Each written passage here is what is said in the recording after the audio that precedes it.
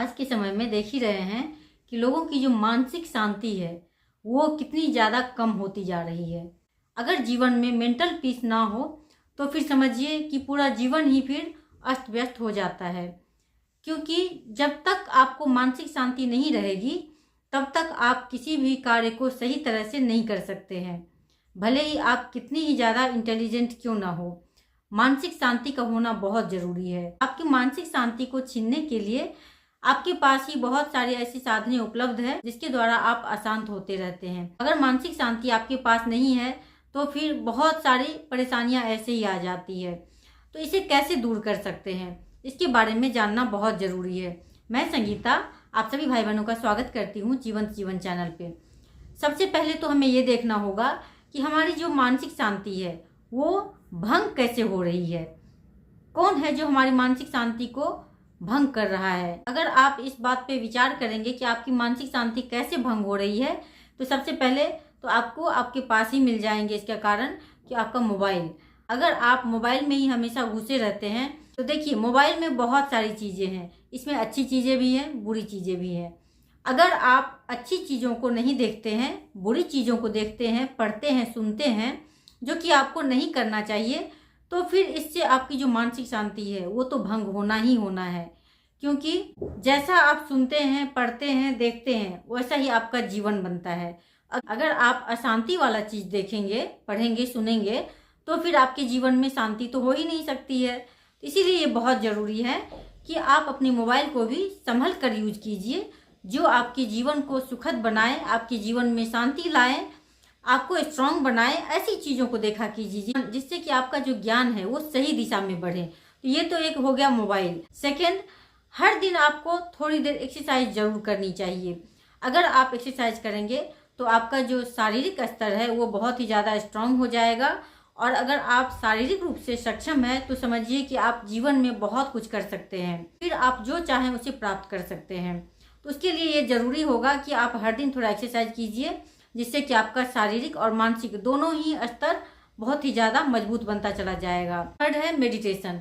देखिए अगर आप हर दिन कम से कम 10 मिनट भी मेडिटेशन करने के लिए बैठ जाते हैं तो समझिए कि इससे आपको असीमित ऊर्जा मिलने लग जाती है, और आपके माइंड को असीमित ऊर्जा चाहिए भी, और आप माइंड को स्ट्रांग बनाने के लिए ये बहुत ज़रूरी है कि आप हर दिन कम से कम 10 मिनट मेडिटेशन में ज़रूर बैठिए। जब आप मेडिटेशन में बैठते हैं तो फिर इससे ब्रह्मांडीय असीमित ऊर्जा आपके शरीर में प्रवेश करना शुरू कर देती है, जिसके कारण आपको ऐसा लगता है कि बहुत ही शांति, सुकून, बहुत ही आनंद आपको महसूस होने लगता है।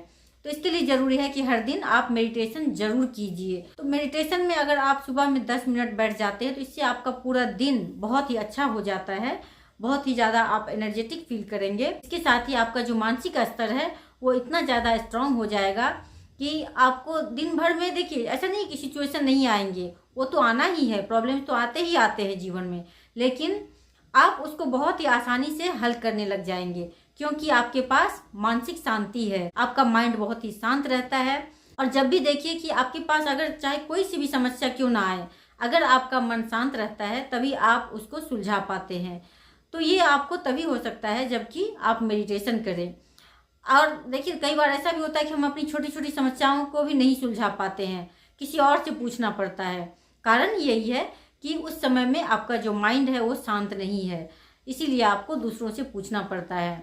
उसके बाद जो नेक्स्ट पॉइंट है वो है कि मानसिक शांति अगर चाहते हैं तो ये बहुत ज़रूरी है कि देखिए पास्ट में जो कुछ भी हुआ, बहुत सी लोगों की आदतें होती है कि पास्ट में जो कुछ भी बीत चुका है उसको लेकर जीवन भर पकड़े रहते हैं, खुद को दोषी मानते रहते हैं या फिर किसी और को दोषी मानते रहते हैं, और बार बार उसी चीज़ को याद करते रहते हैं। तो अगर आप ऐसा करेंगे तो फिर इससे आपका जो मानसिक शांति है, आपका जो विल पावर है वो कभी भी स्ट्रांग नहीं हो सकता है।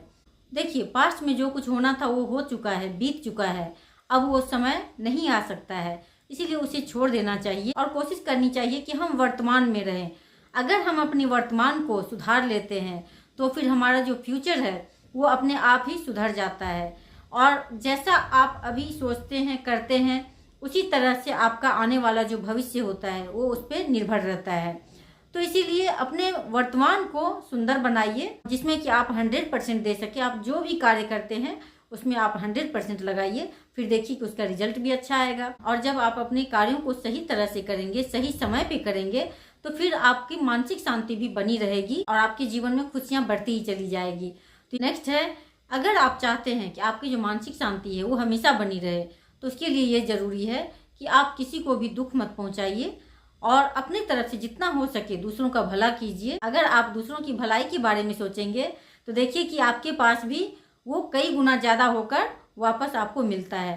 तो इसीलिए सबसे ज़्यादा ज़रूरी है कि हम ना तो खुद के बारे में बुरा सोचें, ना तो दूसरों के बारे में बुरा सोचें, क्योंकि जो हमें चाहिए अगर हम वही सोचेंगे तो फिर इससे हमारा भी भला हो जाएगा। और जब हम दूसरों के बारे में भी अच्छा सोचते हैं तो इससे दूसरों की भी जो एनर्जी हम तक पहुंचती है वो पॉजिटिव ही एनर्जी पहुंचती है, जिसके कारण हमारी जो मानसिक शांति है वो बनी रहती है। तो इसीलिए ये बहुत ज़रूरी है कि आप अपने जीवन को अगर चाहते हैं कि आप शांतिपूर्वक जिए, खुशहाल होकर जिए, तो इन छोटी छोटी बातों को ध्यान में रखिए और अपने जीवन को शांति और सुकून से भर लीजिए। धन्यवाद।